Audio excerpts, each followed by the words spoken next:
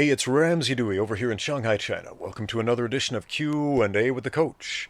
If you have questions for the next edition, please leave them down in the comments below or email me at ramseydewey@gmail.com. This is part 3, the final part in my series of answers to our friend Gyro, who asked some interesting questions. He has 2 questions here. First, do hammer fists or backfists as a jab work, or are they impractical? Like whipping your fist out like that, does it work? I'll tell you what works in a fight, and this is universal across the board. Work works in a fight. You go to the gym, you test the stuff out, you find out what works for you. There are a lot of techniques that a lot of fighters have success with that I don't use and I don't teach, because in my experience they haven't worked for me. And there's a lot of stuff that I love that works really well for me that I don't teach to most of my students. Not because I'm holding back some secret techniques, but because I can tell right away this is not going to work for this guy. This is specific to my body type and my experience. And sometimes I will teach that stuff to other people. And it works great for them. Okay? So, this type of flippy-dippy, smacking your hand out there really fast. Does that work? Sure, if you hit a guy in the face with your fist moving really fast with some weight behind it, yeah, that's going to cause some damage. But you have to work at it in the gym. Don't ask me, does this work? Go to the gym and spar and find out for yourself.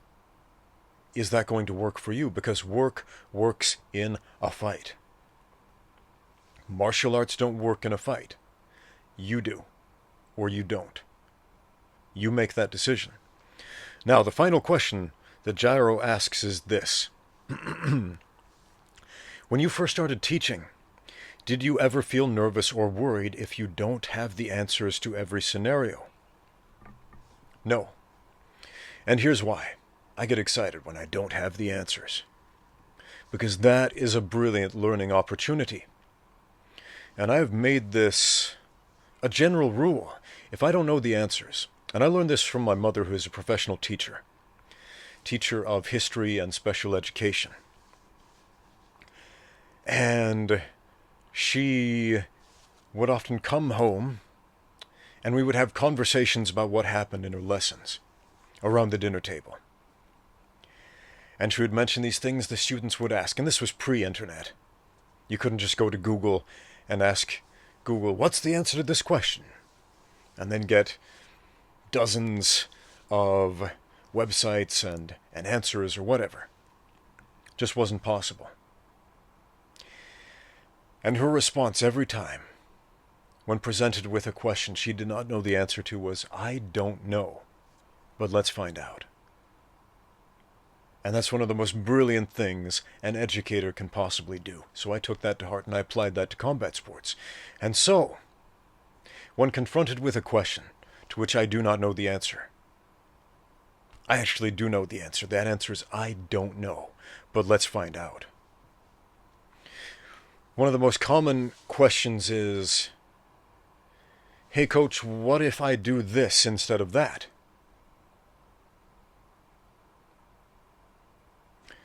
And one of my most common answers, I don't know, but let's find out. And so we try this instead of that and see what happens. And we learn something. Sometimes this works, sometimes that doesn't. But we work at it, like I said before, work works in a fight. You got to work it out for yourself.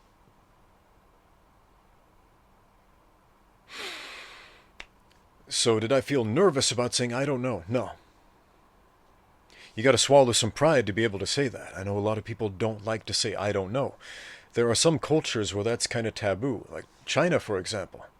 Here in the People's Republic of China, it's kind of counterintuitive to the average Chinese person to say, I don't know, I don't have the answer to that. If you go out onto the street and you're lost, if you're a foreigner trying to find your way around this big city of Shanghai, and you have a map with you, and you ask somebody, hey, do you know where such and such a street is? Be careful, because it's going to be very rare where you find somebody with that Western mindset of, I don't know, but let's find out. Instead, they'll often say, yeah, it's over that way 2 blocks or something, and make something up. It's this idea of saving face. And I've tried to understand this mindset for a very long time, for a decade, since I've been here in China. I've stopped asking directions on the street for the most part, when I don't know where to go. Why? Because it generally gets me even more lost. But, yeah, the advent of the internet is a tremendous thing. Now you can just ask your phone and it can tell you where to go. Pull up maps and directions and all kinds of stuff.